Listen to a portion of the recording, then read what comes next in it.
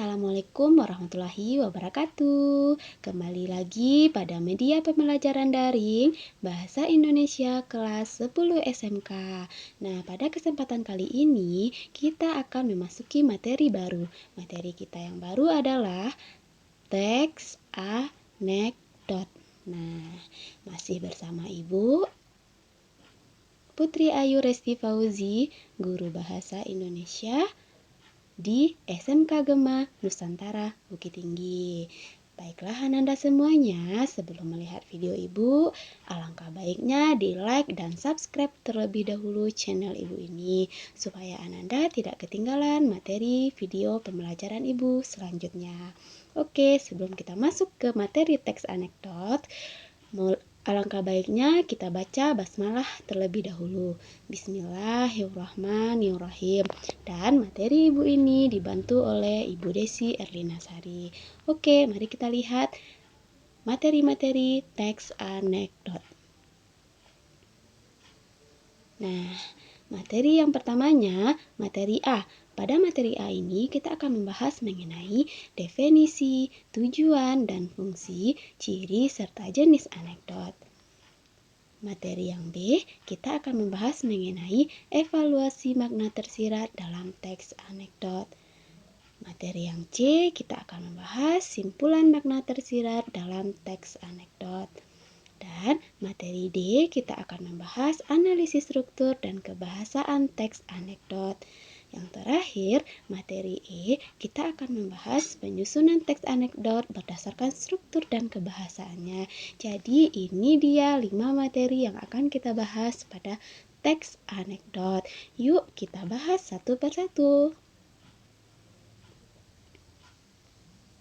Nah, kita masuk ke materi A. Pada materi A ini kita akan mengetahui yang pertama, apa itu definisi teks anekdot. Yang kedua, apa tujuan dan fungsi dari teks anekdot. Yang ketiga, kita akan mengetahui apa ciri dari teks anekdot. Terakhir, materi A kita akan mengetahui apa jenis teks anekdot. Mari kita lihat penjabarannya satu persatu. Definisi teks anekdot. Nah, sebelumnya mungkin Ananda sudah pernah mengetahui atau sudah mendengar apa itu anekdot. Jadi, ini dia pengertian anekdot menurut Kamus Besar Bahasa Indonesia. Anekdot adalah cerita singkat yang menarik karena lucu dan mengesankan. Nah, biasanya mengenai orang penting atau orang terkenal dan berdasarkan kejadian yang sebenarnya. Nah, anekdot juga mengandung unsur humor.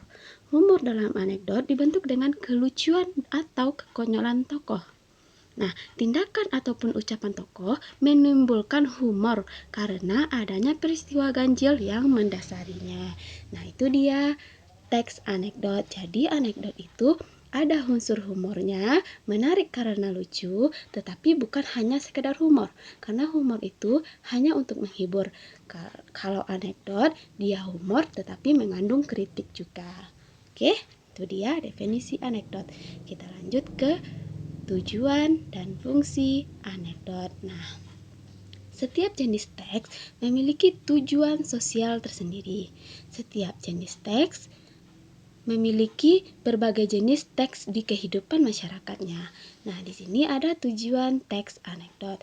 Tujuan teks anekdot di sini untuk menceritakan berbagai jenis reaksi emosional dalam sebuah cerita. Nah, fungsi sosial teks anekdot menceritakan kembali peristiwa pada masa lalu agar terciptanya hiburan. Nah, fungsi yang lainnya, pembelajaran dari pengalaman pada masa lalu bagi pembaca atau pendengarnya. Dan fungsi yang terakhirnya, menyampaikan kritik. Itu dia fungsi sosial dari teks anekdot. Nah, satu lagi, anekdot ini juga berfungsi menyampaikan kritik. Kritik tersebut tidak disampaikan dengan cara kasar dan menyakiti. Kritik yang disampaikan berdasarkan kejadian yang sebenarnya. Kejadian nyata ini dijadikan dasar cerita lucu dengan menambah unsur rekaan atau fiktif. Itu dia fungsi sosial dari teks anekdot. Nah, ini dia materi tujuan dan fungsi anekdot. Semoga Ananda bisa memahaminya. Oke, kita lanjut ke ciri-ciri anekdot. Oke, ciri yang pertama, bersifat humor dan lelucon. Nah, maksudnya di sini teks anekdot itu berisikan kisah-kisah lucu atau bualan. Oke, ciri yang keduanya, bersifat menggelitik. Maksudnya di sini teks anekdot yang membuat pembacanya merasa terhibur dengan kelucuan yang ada dalam teks. Itu dia, bersifat menggelitik. Yang ketiga, cirinya bersifat menyindir. Nah, maksudnya isi dalam teks anekdot terkadang menyindir sebagian kelompok tertentu. Oke, yang keempat, menceritakan orang penting. Nah, menceritakan orang penting ini seperti pejabat ataupun tokoh terkenal, tetapi bisa juga menceritakan orang biasa. Nah, ciri yang kelima, memiliki tujuan tertentu. Tadi tujuan ya. Nah, lanjut ciri yang keenam, kisah cerita menyerupai dongeng. Nah, kisah cerita anekdot ini disajikan hampir menyerupai dongeng.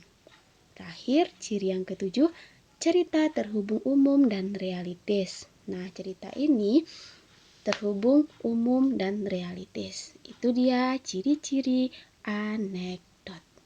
Oke, kita lanjut ke jenis anekdot. Nah, anekdot dapat diklasifikasikan dalam beberapa jenis. Yang pertama, berdasarkan sifat peristiwa. Yang kedua, berdasarkan tokoh. Yang ketiga, berdasarkan tujuan. Nah, mari kita bahas satu persatu. Jenis yang pertama, berdasarkan sifat peristiwa. Nah, jenis anekdot yang berdasarkan peristiwa ini juga terbagi menjadi dua. Yang pertama ada anekdot non-fiksi. Nah, anekdot non-fiksi ini adalah anekdot yang menceritakan peristiwa nyata dengan tokoh latar yang sebenarnya. Faktanya, sulit membuktikan bahwa sebuah anekdot berasal dari kisah nyata atau bukan. Namun, kesulitan tersebut tidak berarti bahwa anekdot non-fiksi tidak ada. Nah, pengalaman lucu dalam kehidupan sehari-hari dapat diceritakan kembali sesuai kenyataan sebenarnya. Itu dia anekdot non-fiksi. Kita masuk ke anekdot fiksi. Anekdot fiksi ini adalah anekdot yang menceritakan kisah fiksi atau khayal. Nah, akan tetapi kadang-kadang terdapat anekdot dengan tokoh bukan rekaan. Namun, latar yang digunakan anekdot tersebut bersifat fiktif. Sebaliknya, kadang-kadang digunakan latar bukan rekaan atau benar-benar ada, namun pada anekdot tersebut tokohnya yang digunakan bersifat fiktif. Itu dia anekdot fiksi. Oke, kita lanjut ke jenis yang kedua. Berdasarkan tokoh. Nah, berdasarkan tokoh, jenis anekdot ini dibagi menjadi 3. Yang pertama, anekdot tokoh terkenal. Nah, anekdot tokoh terkenal ini adalah anekdot yang menceritakan kisah orang-orang terkenal. Orang yang terkenal dimaksud dapat bersifat non-fiksi atau fiksi. Jadi dapat bersifat nyata atau khayal. Oke. Yang kedua, anekdot sufi. Nah, anekdot sufi ini adalah anekdot yang menceritakan kisah-kisah sufi. Nah, sufi ini atau pemuka agama. Oke, nah jadi anekdot sufi ini menceritakan pengalaman sehari-hari seorang sufi. Sufi yang menjadi tokoh dalam anekdot ini bersifat non-fiksi ataupun fiksi. Ya, hampir sama ya. Jadi ada tokohnya itu yang bersifat nyata, ada yang bersifat khayal.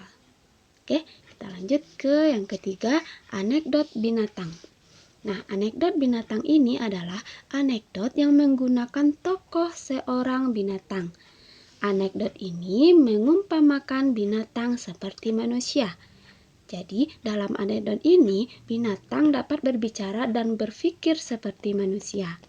Anekdot ini juga sering digunakan untuk menceritakan nilai-nilai kehidupan, namun anekdot ini juga dapat digunakan untuk mengkritik.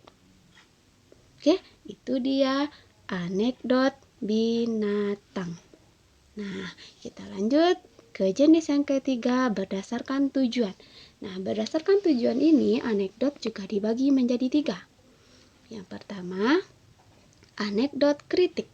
Nah, anekdot kritik ini adalah anekdot yang bertujuan untuk mengkritik. Nah, anekdot kritik ini sering digunakan untuk mengkritik pemerintah suatu negara.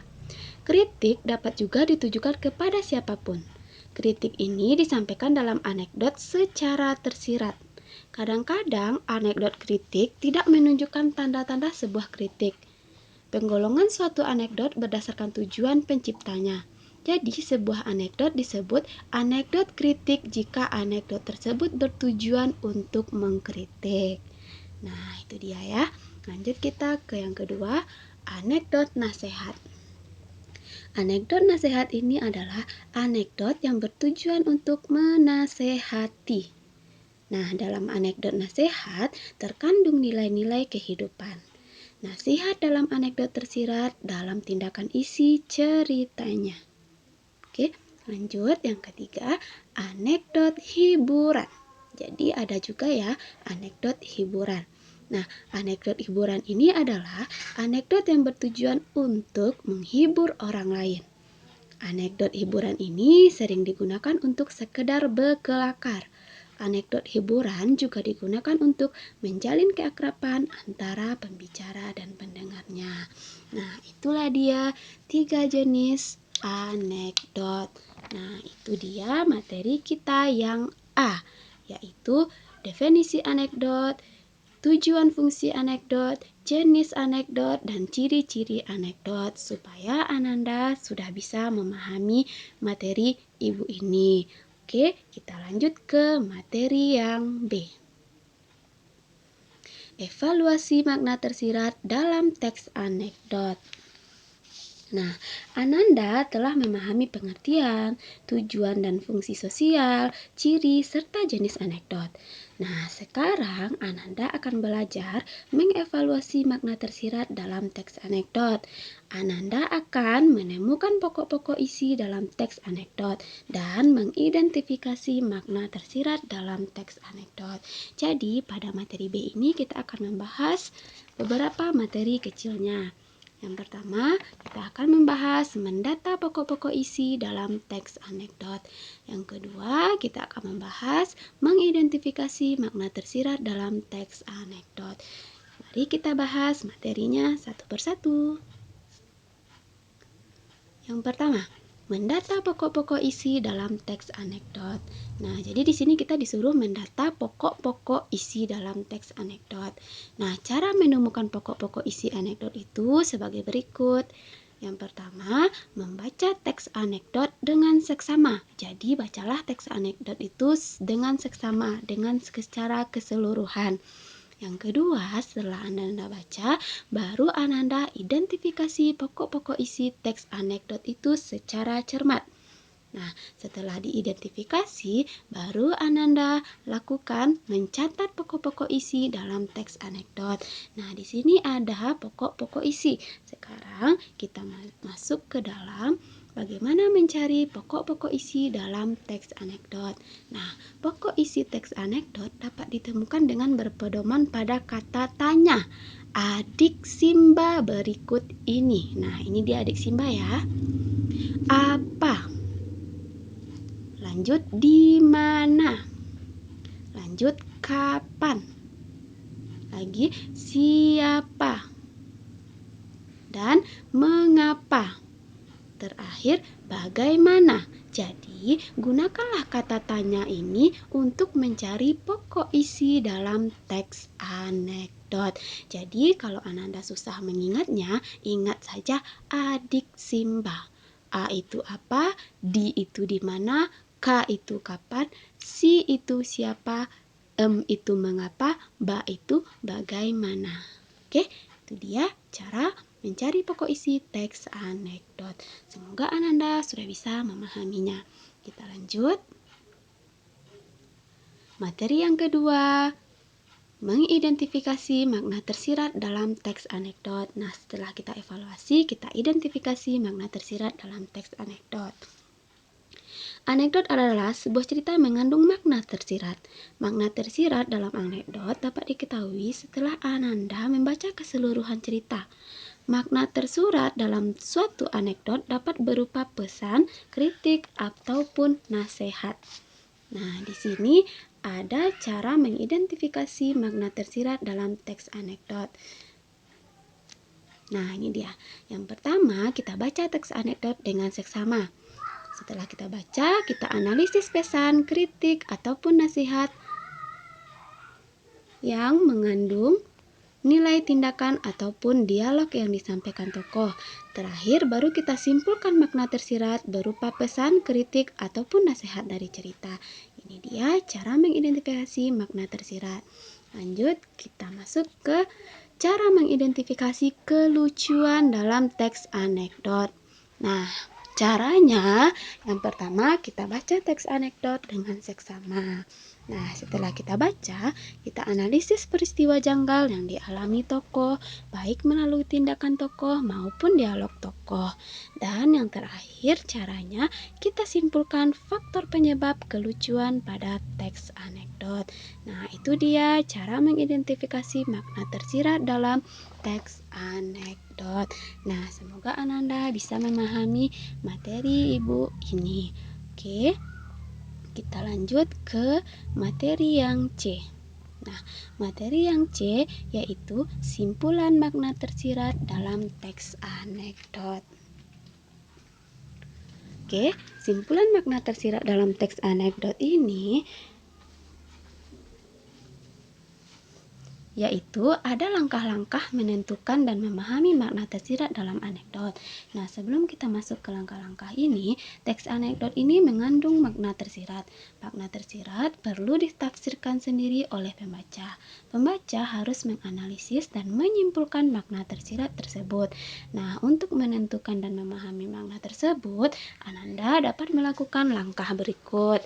Yang pertama, membaca secara keseluruhan teks anekdot. Yang kedua, setelah Ananda baca, Ananda pahami unsur-unsur teks anekdot. Terus, setelah Ananda pahami unsur-unsur teks anekdot, yang ketiga, menangkap aspek lucu. Jadi, Ananda cari mana aspek lucu, konyol, dan jengkel dalam teks anekdot tersebut. Setelah itu, Ananda tangkap makna tersirat berupa sindiran atau amanat dari teks anekdot tersebut. Nah, itulah cara menentukan dan memahami makna tersirat dalam teks anekdot.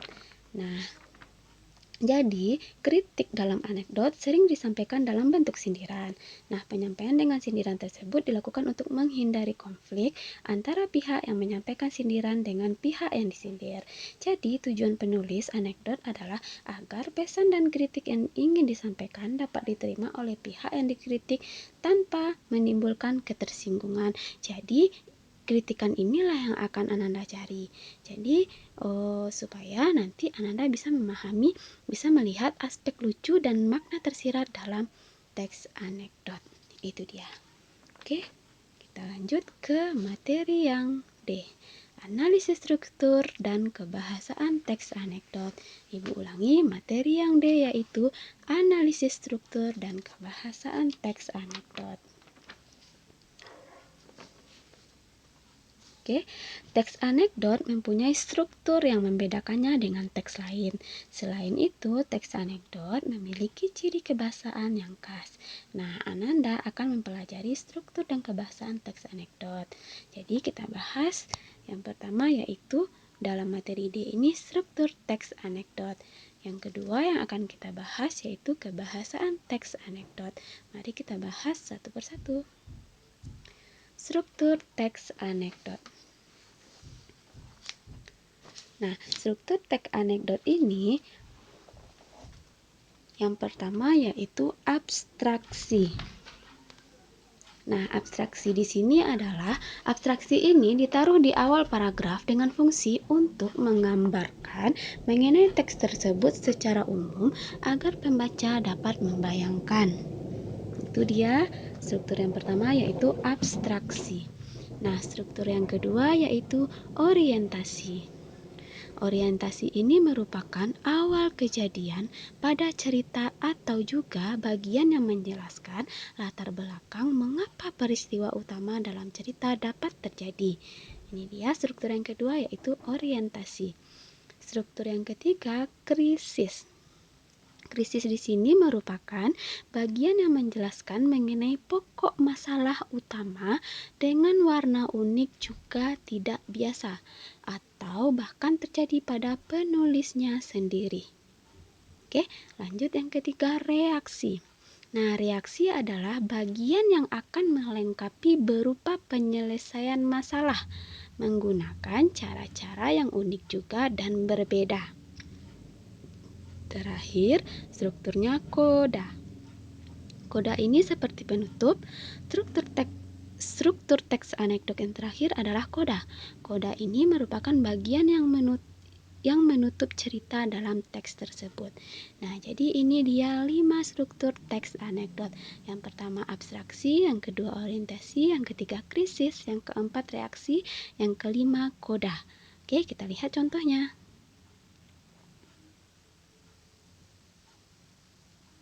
Nah, ini dia contohnya. Contoh cerita anekdot yang berjudul Kereta dan Tukang Kupat Tahu. Nah, yang pertama, bagian yang pertama ini adalah abstraksi. Nah, bagian yang kedua ini adalah orientasi. Bagian yang ketiga ini ada yang tulisan yang Ibu tebalkan itu, ini adalah bagian dari krisis. Nah, ini dia ya. Yang keempat ini adalah bagian reaksi. Nih, dari kata masinis, ada apa, Pak? Tukang kupat tahu, nggak ada apa-apa, Pak, tinggal bumbunya saja. Nah, ini adalah bagian dari reaksi. Nah, yang terakhir, seketika itu masinis turun lalu memukuli tukang kupat tahu. Nah, ini adalah bagian koda. Nah, coba Ananda lihat lagi contoh ini dan pahami di mana letak abstraksi, orientasi, krisis, reaksi, koda tersebut. Pahami di mana letak lucunya dan lihat apa kritik dalam teks ini. Oke, kita lanjut. Materi yang selanjutnya yaitu kebahasaan teks anekdot. Nah, penyajian anekdot cukup beragam. Anekdot dapat disajikan dalam bentuk dialog. Selain dialog, anekdot juga dapat disajikan dalam bentuk narasi. Ini dia. Nah, dialog anekdot diawali dengan kalimat langsung. Kalimat langsung merupakan kalimat hasil kutipan langsung dari pembicaraan seseorang sama persis seperti yang dikatakannya. Jadi, penyajian anekdot itu beragam ya. Ada yang berbentuk dialog, ada yang berbentuk narasi. Kalau dalam berbentuk dialog, itu kita memakai kalimat langsung. Karena kita mengambil kutipan langsung dari pembicara seseorang sama persis seperti apa yang dia katakan. Ini dia, kita lihat contohnya ya.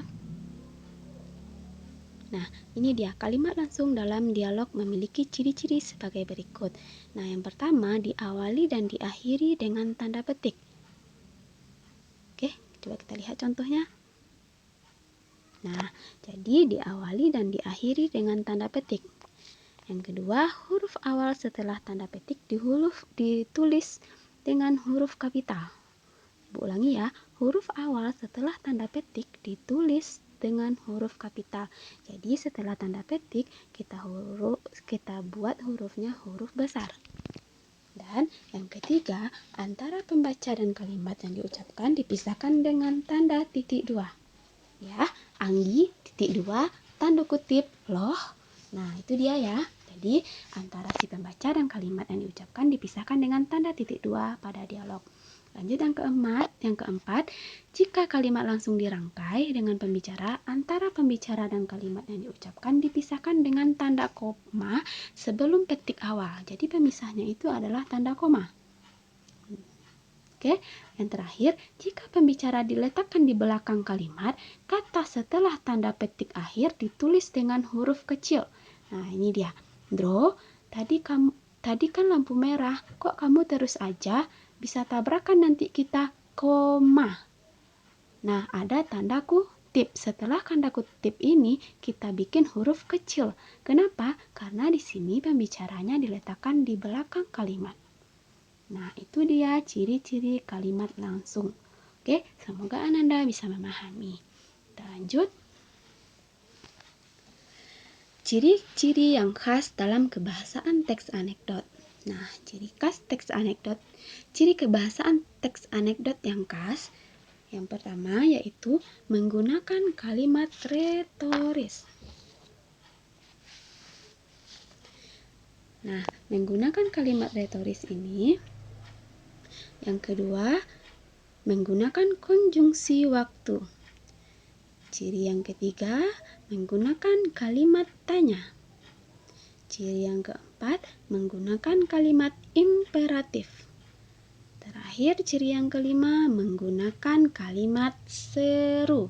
Oke, mari kita bahas satu persatu. Menggunakan kalimat retoris. Nah, ini dia kebahasaan yang khas atau ciri kebahasaan yang khas dalam teks anekdot. Yang pertama, menggunakan kalimat retoris. Nah, maksudnya di sini kalimat retoris adalah kalimat pertanyaan yang tidak ditujukan untuk mendapatkan jawaban. Nah, jadi kalimat retoris ini kita tidak menunjukkan untuk mendapatkan jawaban. Cukup bertanya saja tetapi kita sudah paham apa jawabannya. Contohnya, bagaimana bisa kamu mengabaikan ibumu sendiri? Nah, ini pertanyaan yang tidak memerlukan jawaban. Oke, yang kedua, menggunakan konjungsi waktu. Nah, konjungsi ini berfungsi menjelaskan waktu kejadian dalam anekdot. Konjungtor yang digunakan antara lain sejak, semenjak, sedari, sewaktu, ketika, tatkala, selagi, seusai, setelah, sesudah, sebelum, hingga, dan sampai. Jadi gunakanlah konjungtor ini untuk menggunakan konjungsi waktu. Contoh, setelah menunggu hampir 1 jam, tibalah waktu yang mereka tunggu. Nah, jadi di sini konjungtornya itu kita memakai kata setelah. Oke, lanjut. Ciri kebahasaan yang ketiga, menggunakan kalimat tanya. Nah, ini dia. Kalimat tanya ini juga dikenal dengan kalimat interrogatif. Kalimat tanya digunakan untuk menanyakan sesuatu. Kalimat tanya memiliki ciri-ciri sebagai berikut. Yang pertama, menggunakan kata tanya. Nah, kata tanya yang kita gunakan itu apa, siapa, di mana, kapan, mengapa, dan bagaimana. Lalu diakhiri dengan tanda tanya. Pada bahasa lisan diucapkan dengan intonasi suara naik. Nah, itu dia menggunakan kalimat tanya. Contoh, siapa yang melakukan kekonyolan itu? Nah, itu kalimat tanya. Kita menggunakan kata tanya siapa. Oke? Kita lanjut. Ciri kebahasaan yang keempat, menggunakan kalimat imperatif. Kalimat imperatif terdiri dari kalimat perintah, permohonan, ajakan, larangan, dan pembiaran. Jadi kalau udah ada kalimat perintah, udah ada kalimat permohonan, udah ada kalimat ajakan, dan ada kalimat larangan, serta ada kalimat pembiaran, itu berarti anekdotnya menggunakan kalimat imperatif. Contoh, agar lingkungan kita terlihat bersih, marilah kita sama-sama membersihkan lingkungan secara rutin. Nah, ini adalah kalimat ajakan. Oke, lanjut yang terakhir, menggunakan kalimat seru. Kalimat seru di sini adalah kalimat yang isinya mengungkapkan kekaguman perasaan. Karena rasa kagum berhubungan dengan sifat. Contoh, oh, tenang. Nah, itu dia kalimat seru. Oke, itulah dia ciri kebahasaan dari teks anekdot. Ibu rasa Ananda sudah bisa memahami. Jadi nanti kalau ibu suruh menganalisis kebahasaan teks anekdot, jadi analisislah ini. Cari apakah ada kalimat retorisnya, apakah ada konjungsi waktunya, apakah ada kalimat tanyanya, apakah ada kalimat imperatifnya, dan apakah ada kalimat seru di dalam teks anekdot yang Ananda analisis tersebut. Oke? Kita lanjut ke materi yang terakhir, yaitu penyusunan dan penceritaan teks anekdot. Nah, pada materi ini kita akan membahas yang pertama, menceritakan teks anekdot dengan pola berbeda. Yang kedua, kita akan membahas bagaimana menyusun teks anekdot. Dan terakhir, kita akan membahas bagaimana menceritakan anekdot secara lisan. Nah, Ananda sudah mempelajari seluk-beluk anekdot dari pengertian, ciri, maksud tersirat, hingga struktur dan ciri kebahasaan. Nah, pada pembelajaran ini, Ananda akan menyusun teks anekdot. Ananda dapat menggunakan pemahaman Ananda pada pembelajaran sebelumnya untuk menyusun teks anekdot ini. Nah, mari kita bahas materinya satu persatu.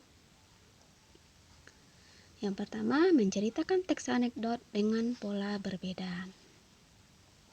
Nah, sebelum menyusun sebuah anekdot, ada baiknya Ananda belajar menceritakan kembali anekdot. Pada dasarnya, menceritakan kembali anekdot dapat dilakukan dengan mengubah bentuk penyampaiannya. Ananda dapat mengubah anekdot berbentuk narasi menjadi anekdot berbentuk dialog. Oke, sebaliknya Ananda dapat mengubah anekdot berbentuk dialog menjadi anekdot berbentuk narasi. Nah, di sini adapun langkah-langkah yang dapat Ananda lakukan untuk menceritakan ulang sebuah teks anekdot tersebut. Yang pertama, Ananda baca isi anekdot dengan seksama. Setelah Ananda baca, Ananda pahami jalan ceritanya. Setelah Ananda pahami, lalu Ananda catat unsur-unsur pokok anekdot tersebut. Setelah itu baru Ananda menceritakan kembali dengan pola dalam kurung dialog ke narasi atau narasi ke dialog. Berbeda dengan tetap memperhatikan unsur-unsurnya. Jadi, walaupun Ananda ubah dari dialog ke narasi atau narasi dari ke dialog, tetap memperhatikan unsur-unsurnya. Oke. Lanjut, materi yang kedua, menyusun teks anekdot. Menyusun anekdot membutuhkan kreativitas pengarangnya. Kreativitas itu berupa kepandaian untuk mengubah peristiwa biasa menjadi lucu atau konyol.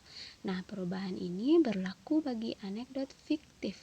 Dalam anekdot non-fiktif, pengarang cukup menceritakan peristiwa lucu atau konyol berdasarkan kisah nyata. Nah, di sini ada langkah-langkah menyusun anekdot.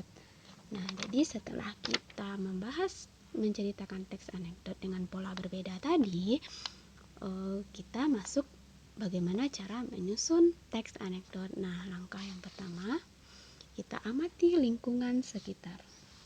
Nah, pengamatan ini berfungsi untuk melatih kepekaan pengarang terhadap permasalahan yang muncul di sekitarnya. Jadi kita harus amati lingkungan di sekitar kita terlebih dahulu.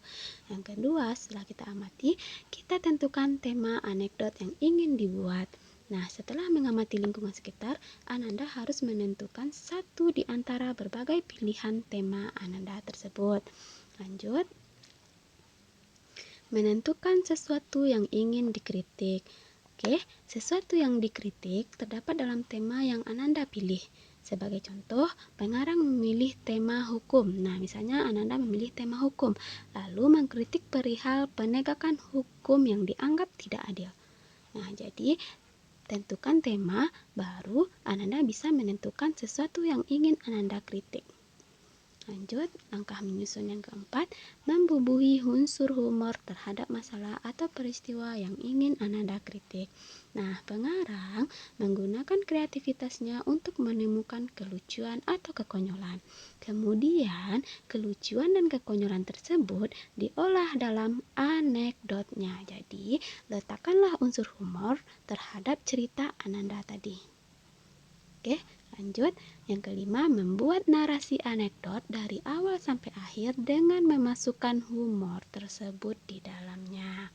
Nah, setelah unsur humor Ananda temukan, barulah Ananda membuat narasi secara keseluruhan atau membuat cerita peristiwa tersebut secara keseluruhan.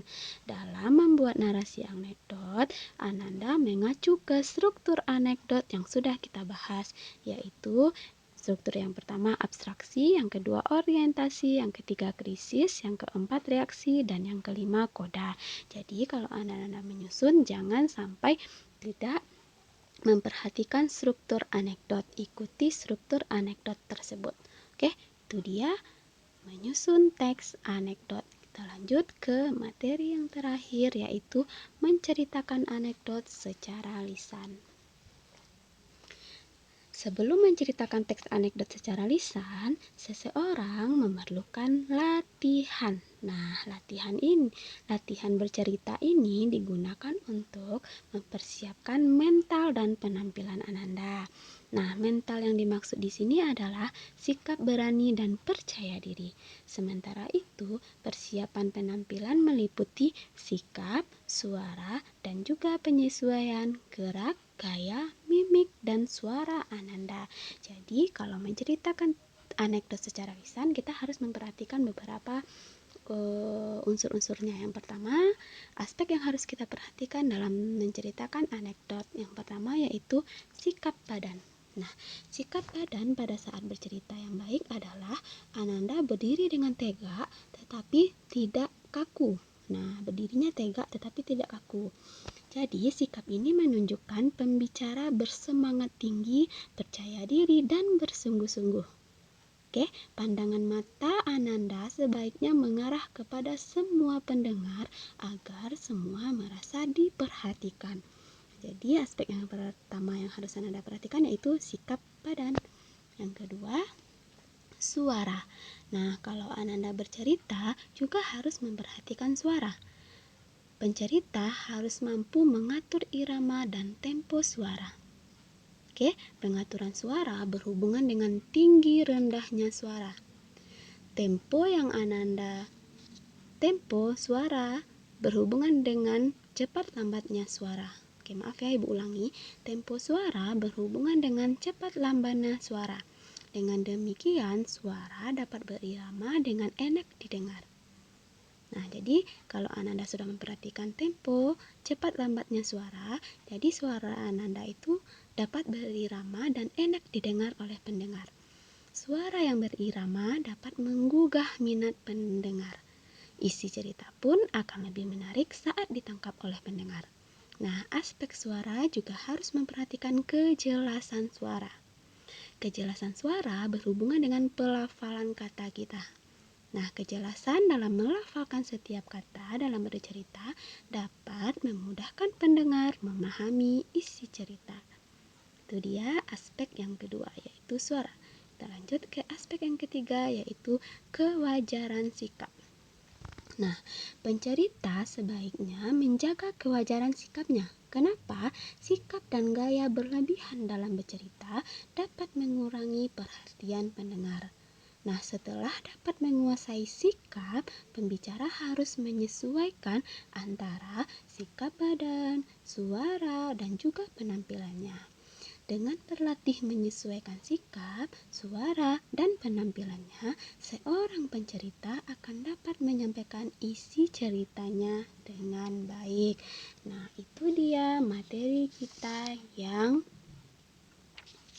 penyusunan teks anekdot berdasarkan struktur dan kebahasaannya.